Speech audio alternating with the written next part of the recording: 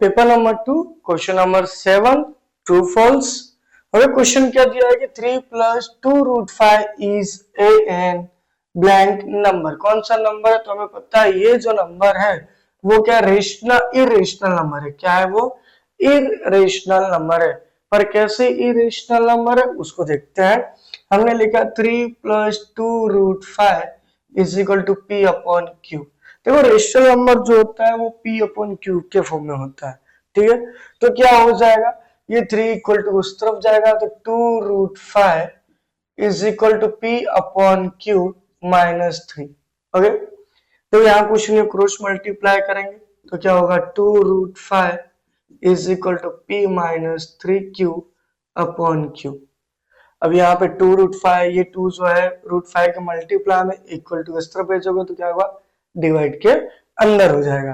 तो therefore √5 is equal to p -3q upon 2q। देखो ये जो अभी भी किस फॉर्म में है, p अपॉन q के फॉर्म में है, लेकिन √5 जो है वो p अपॉन q के फॉर्म में नहीं, अभी भी क्या है, वो इरेशनल है। तो √5 जो इरेशनल है, क्या है आपका, इरेशनल है, जिसकी वजह से पूरा जो नंबर है वो क्या बन जाता है, इरेशनल।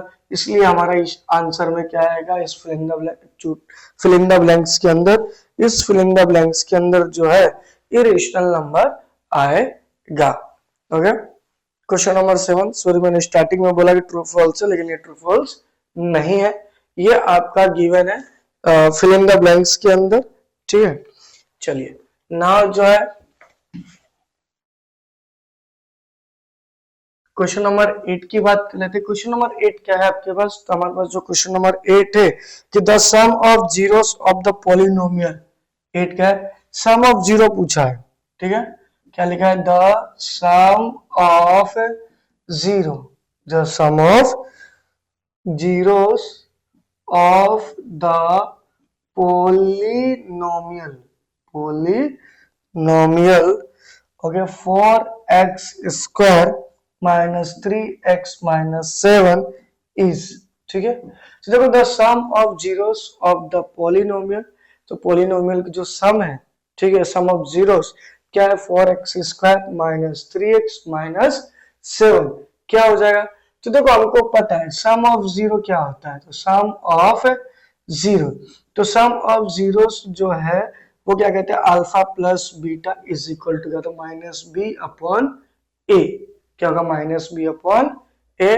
तो देखो माइनस बी, तो बी क्या होता है, आपका जो सेकंड टर्म होता है उसका कोफिशिएंट, तो हमारा सेकंड टर्म का कोफिशिएंट क्या, -3, ए क्या हमारा 4, तो क्या माइनस माइनस प्लस 3 अपॉन 4, तो फिल इन द ब्लैंक्स में क्या आ गया आपका, 3 अपॉन 4 आ गया।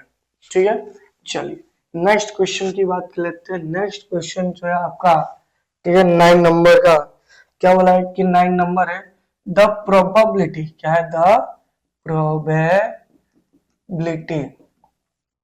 Probability of an event, the probability of an event that is certain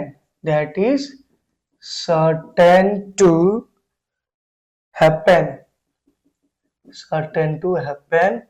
is, okay, so the probability of an event that is certain to happen, so देखो कोई भी event अगर हो रहा है, कोई भी इवेंट, ठीक है, तो अगर कोई भी इवेंट हो रहा है, अगर उसकी पॉसिबिलिटी फाइंड करने को बोला जाए, मतलब प्रोबेबिलिटी अगर आपको कहा जाए कि वो प्रोबेबिलिटी आपको फाइंड करनी है, तो किसी भी इवेंट की होने की प्रोबेबिलिटी जो है वो हमेशा क्या होती है, 1 होती है। क्या होती है? हमेशा 1 होती है। ठीक है, नाउ 10 नंबर जो क्वेश्चन है हमारे पास, वो बोला है कि cot square theta minus cosec square theta क्या होगा। तो भाई हमने ऐसा कोई फॉर्मूला तो पढ़ा ही नहीं कि cot square theta minus cosec square theta क्या हो जाए, बट हमने इसकी जगह एक फॉर्मूला पढ़ा हुआ है। कौन सा फॉर्मूला पढ़ा हुआ है? तो वो cosec square theta minus cot square theta is equal to 1। Cosec square theta minus cot square theta is equal to 1, ये हमने पढ़ा हुआ है। ठीक है, तो देखो कैसे पढ़ा हुआ, तो अब देखो ये हो गया। अब इस पूरे ब्रैकेट को क्या करो, माइनस से मल्टीप्लाई कर दो। कर दिया हमने, ओके। तो ये क्या हो गया आपका, minus cosec square theta minus minus plus हो गया। फिर क्या हो गया आपका, cot square theta is equal to minus 1। ये देखो प्लस का है, आगे पीछे लिखो कोई दिक्कत नहीं है। हमने लिख दिया cot square theta minus cosec square theta is equal to minus 1। तो देखो ये क्या हो गया, cot square theta minus minus cosec square theta, cosec square theta is equal to what, minus 1। ये आया हमारे पास।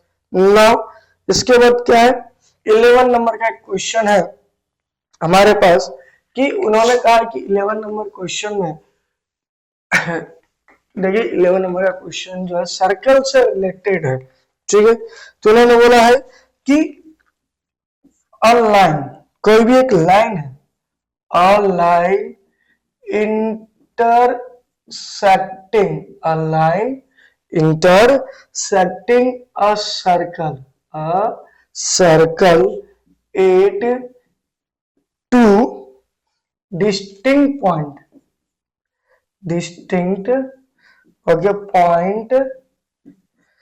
is called क्या कहेंगे हम उसको। तो देखो कोई भी सर्कल है, देखो ये सर्कल है आपका, ठीक है।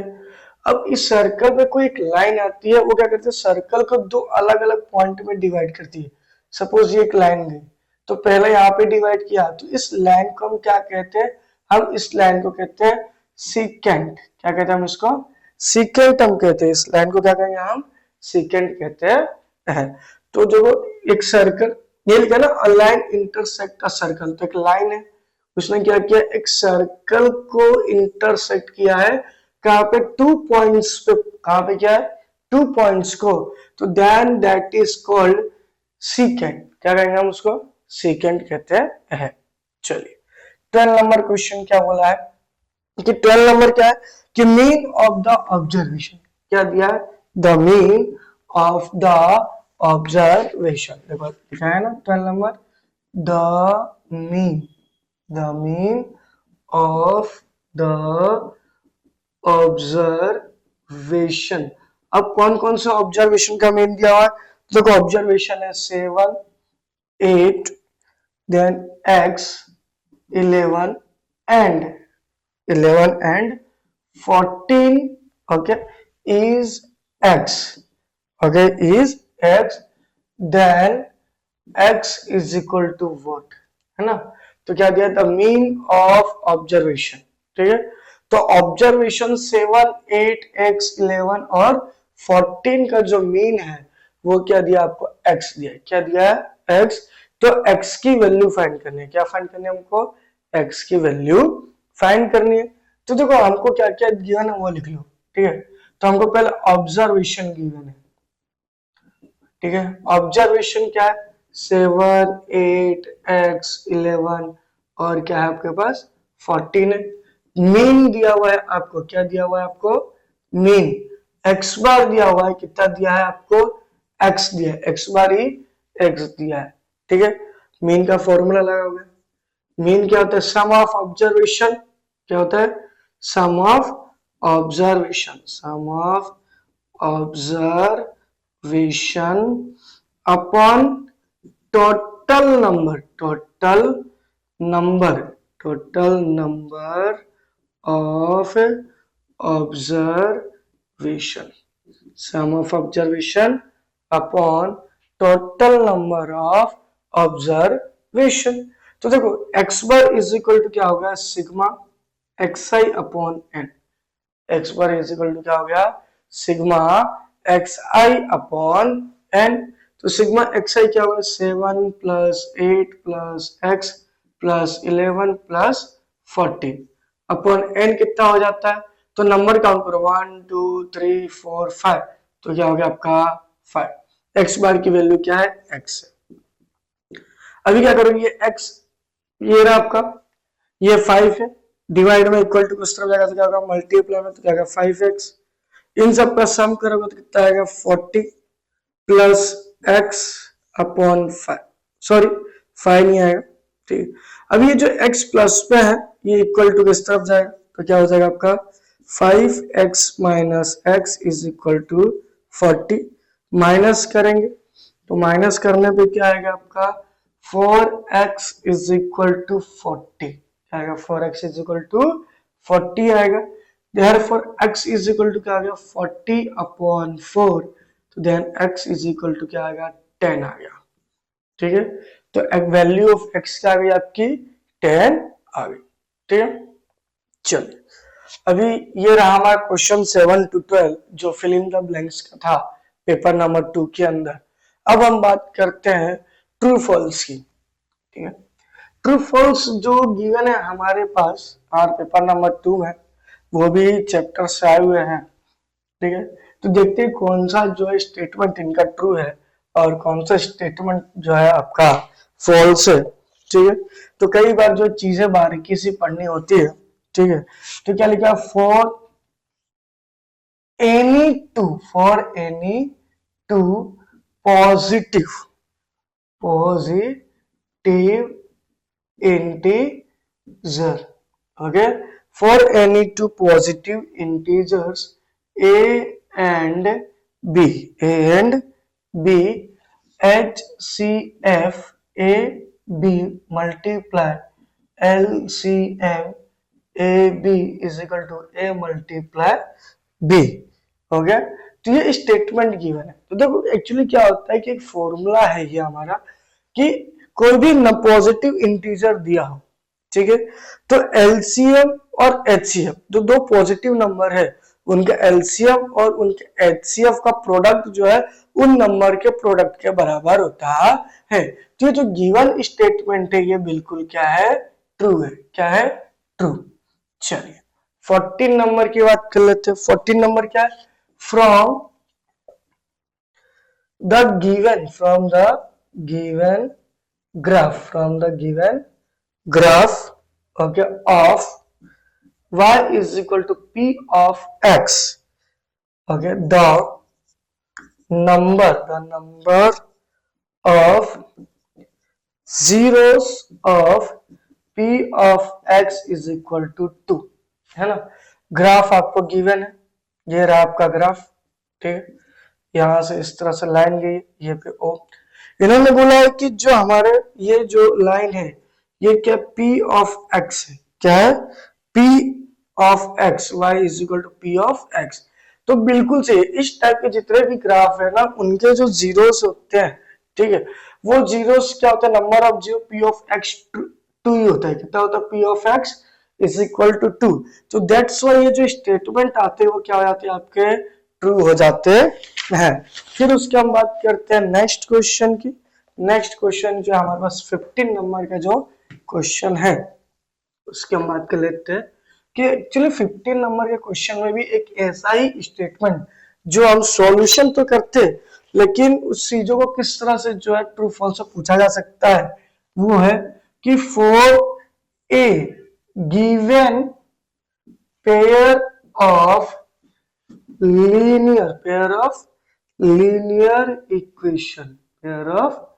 linear equations in two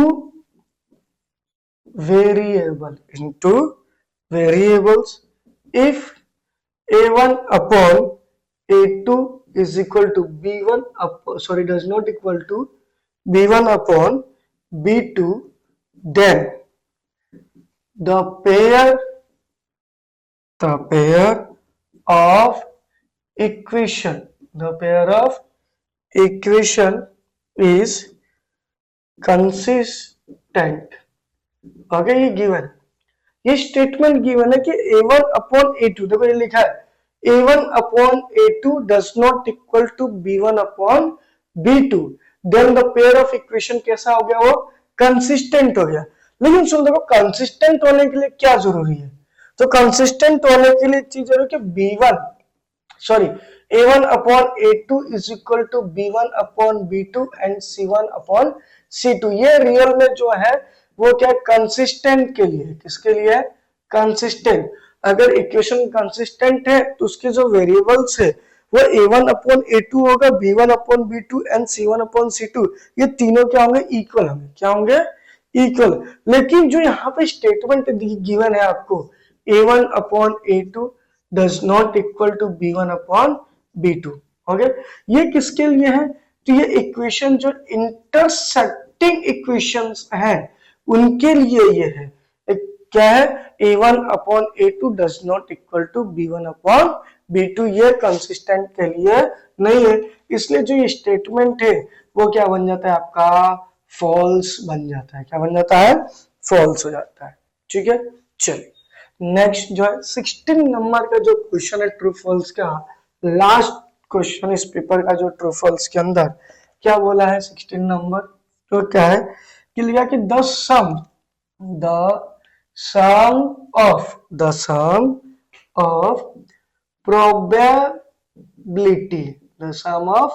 probability of all the primary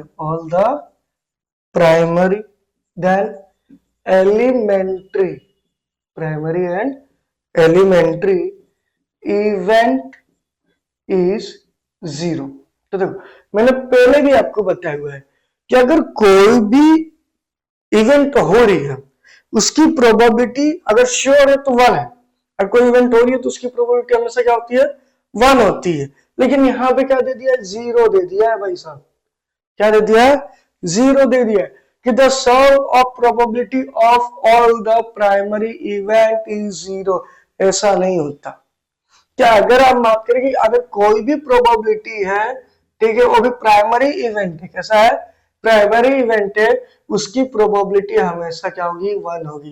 तो sum of probability of primary element is 1। तो ये स्टेटमेंट वापस से क्या आ जाता है आपके पास? ये स्टेटमेंट बनता है फॉल्स। क्या बन जाएगा आपका? फॉल्स बनता है।